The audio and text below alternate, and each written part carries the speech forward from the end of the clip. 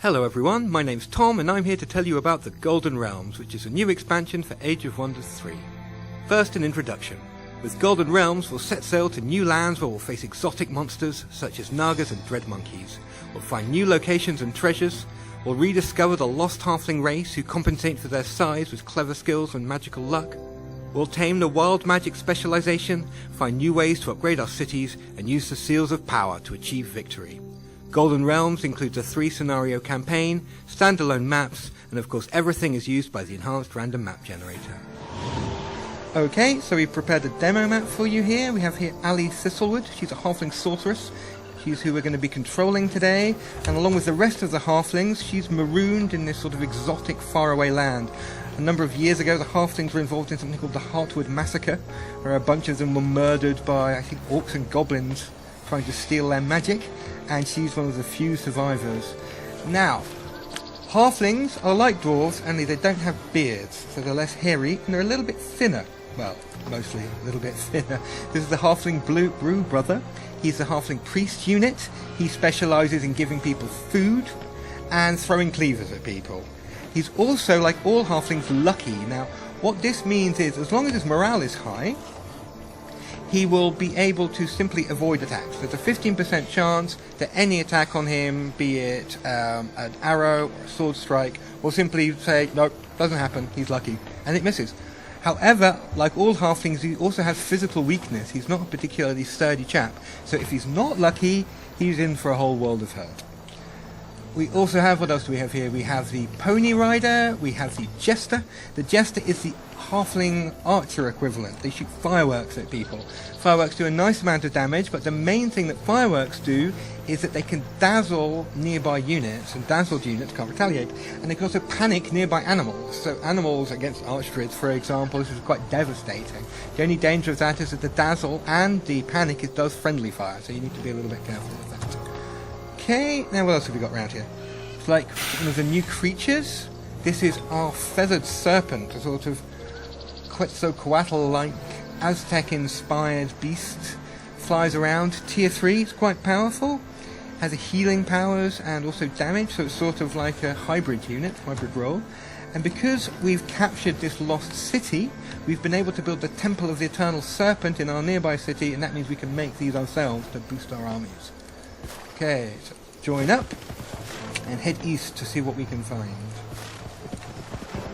We've run into someone else. It's a Halfling adventurer. This is the irregular unit of the Halflings. He's got a slingshot, and he's owned by Carl Hushwick. Carl Hushwick is one of the characters from the campaign, just like Ali is one of the characters from the campaign. You can see him here, obviously quite an intimidating guy compared to young Ali.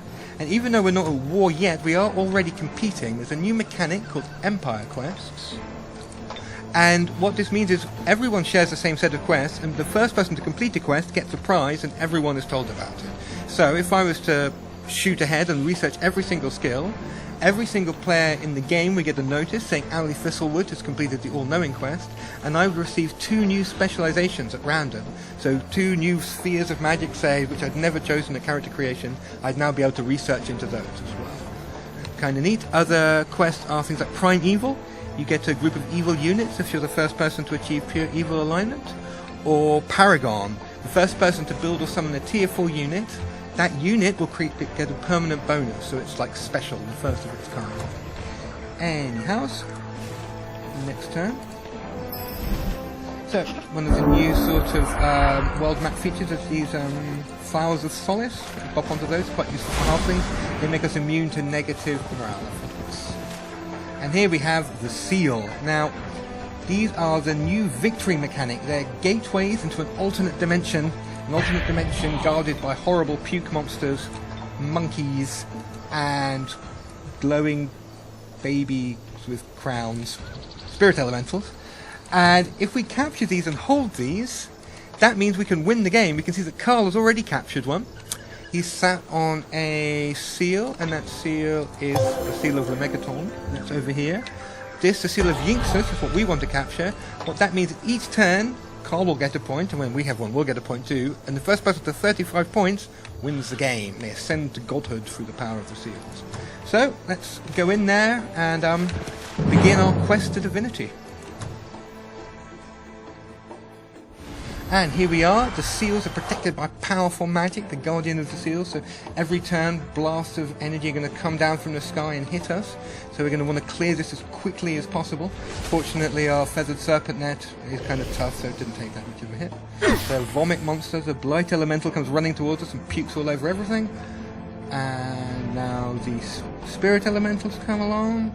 Shoot laser bolts. Spirit blast. And here come the monkeys.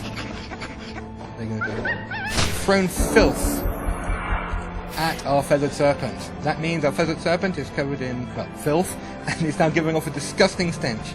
The disgusting stench means that it is disgusted by its own stench and is suffering a resistance penalty and a morale penalty. Now, it's not that big a deal for the feathered serpent, but for anyone nearby, if I was to move a unit next to him, he would also be disgusted, and that could be quite bad because halflings need to have high morale.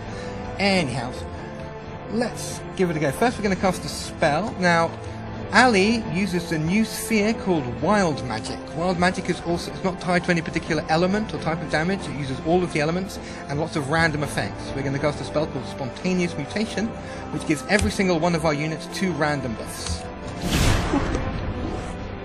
So, for example, now, what's just happened? Our feathered serpent has now gotten spiked hide and swollen muscles, which is absolutely perfect for a melee creature. So it does plus 5 damage to anyone who hits him in melee, and plus 4 melee damage when he goes to hit people. So that should be useful. First though, we're going to use our jester. Our jester, who has a disgusting stench as well. He's mutated to start stinking, so he's managed to disgusted with himself, just like the poor old serpent is. And he's drenched with sweat, which gives him fire resistance, but makes him weak to electricity and ice. Anyway, he's going to run forward. He's going to shoot a firework at the monkeys. See if we can. Yep, they're panicked and dazzled, so the monkeys will run away next turn.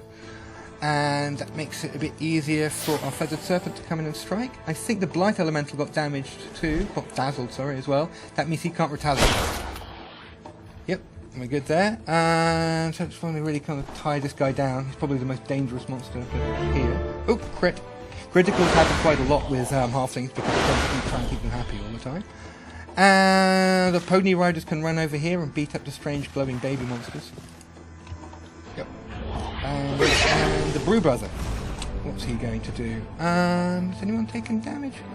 What we can do with the brew brother is we can give Ali a nourishing meal.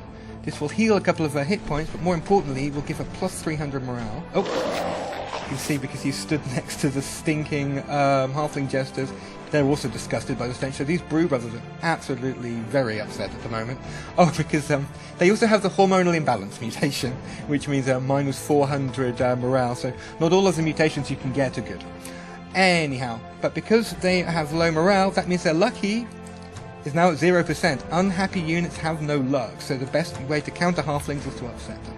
But anyway, next turn, see what happens. Whoa! Blast of energy from the sky there. Spirit monsters. Oh, and there goes Lucky. So that did absolutely nothing. In this backstab.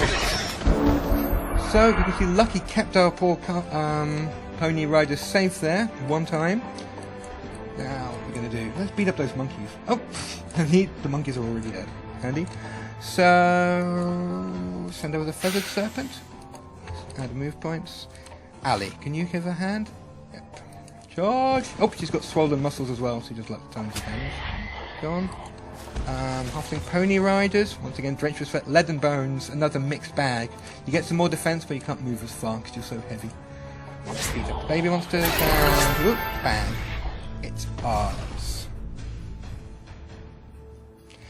Okay, so now we have captured our very first seal. So every turn we'll get a charge, and after 35 charges, we win the game. What we'd probably want to do is run over to the east with an army and kick Carl off his seal. Then we'll get 2 charges a turn and we're guaranteed to win. At the moment, it's going to be neck and neck. Also, this seal, every so often, was going to spawn a little army full of elementals that will attack us and try to take the seal back. So we're going to have to keep it guarded. Anyhow, looks like oh, we lost a unit. Did someone die? Ooh. Oops, wasn't paying attention. I think the jester got eaten by the guardian of the seals town. So go back to our city, see if there's someone we can bring up to the front to help. Well, City will bring in the Eagle Rider. It's a tier 3 unit for the Halflings, one of the most powerful racial unit they have. It's not quite as tough as the Griffin Rider, which is very similar to, but it's much faster than the Griffin Rider. It's more of a sort of a high-speed skirmishing unit. Keep heading to the east. And anything else? Oh yes, one other thing. I mentioned earlier that by capturing the Lost City, we were able to build the Temple of the Elemental Serpent. Eternal Serpent, even. There are actually a bunch of things like that. For example, if we were to capture this Forbidden Sanctum, we could get the Altar of Bound Souls. What that would mean is any support units built in the city with the altar will get extra resistance, so they're harder to kill, and the Resurgence ability, so they're immortal, come back from the dead. We could also capture this Sunken City, which would give us the Sanctuary of the Deep upgrade, which would allow us to build mermaids, and also sirens, which are like super mermaids with green and shout a lot. Okay, next turn. Oh, Carl's got some mermaids hanging out in the water over there. Oh, some monkeys and an elephant wandering around. Okay, move over to the east, and here we have the Nagas. Chat. This guy. This is the Glutton. It's a Naga super unit.